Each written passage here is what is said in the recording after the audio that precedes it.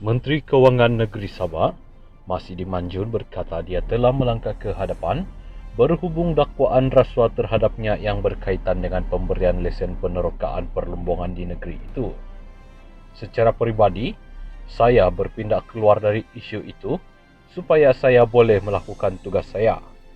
Ini bagi saya adalah saya tidak tahu apa yang anda panggil, tapi bagi saya, ia adalah satu kekecewaan.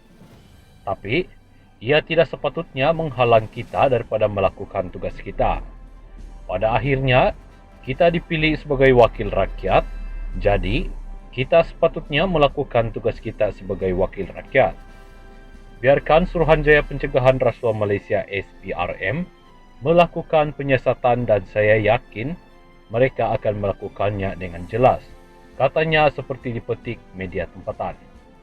Masih berkata dia sentiasa bersedia membantu siasatan SPRM dan terbuka untuk memberi keterangan tambahan jika diperlukan. Saya rasa kita perlu percaya kepada SPRM untuk menjawab persoalan ini. Saya bersikap jelas, saya gembira untuk bekerja sama. Tapi, saya sudah datang tanpa dihubungi SPRM bagi menjawab persoalan ini. Walaupun mereka tidak hubungi saya jumpa kerana sebenarnya tiada apa-apa yang perlu disembunyikan.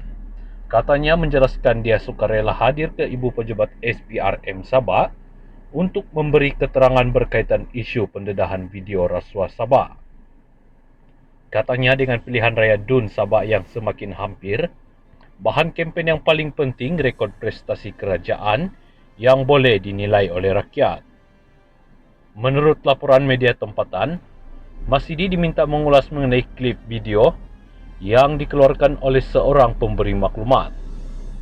Dalam video itu, pemberi maklumat didengar menyatakan hasrat untuk membuat sumbangan politik kepada parti melalui seorang pembantu, yang akhirnya tidak menjadi kenyataan.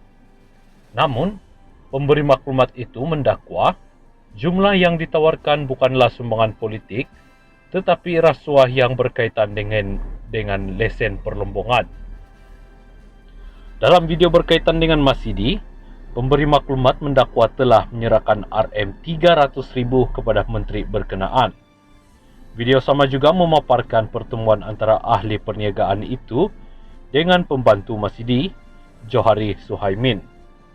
Anda berada di pejabat menteri ketika saya membawa beg berisi wang tunai yang saya serahkan kepada menteri, tanya ahli perniagaan itu, yang mana Johari mengesahkannya. Bulan lalu, pemberi maklumat itu turut mendedahkan mesej WhatsApp dengan Masidi dan ahli politik lain yang terlibat selepas Ketua Menteri Sabah Haji Jinor mencadangkan wang tersebut mungkin sumbangan politik.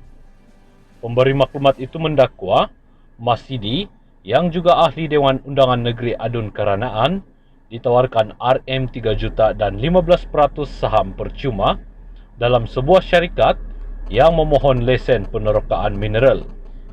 Insentif ini didakwa sebagai habuan untuk bantuannya. Bagaimanapun, Masidi dan pembantunya menafikan dakwaan tersebut. Semalam, Timbalan Presiden Warisan, Daryl King, menuduh SPRM tidak bertindak berhubung skandal rasuah dan penyalahgunaan kuasa yang didakwa itu. Darah saya macam mendidih memikirkan tiada tindakan yang diambil terhadap pelaku rasuah yang didakwa. SPRM macam tidak bertindak dan mereka yang dituduh semacam rileks saja dan tenang, seolah-olah tiada ada apa yang berlaku, katanya.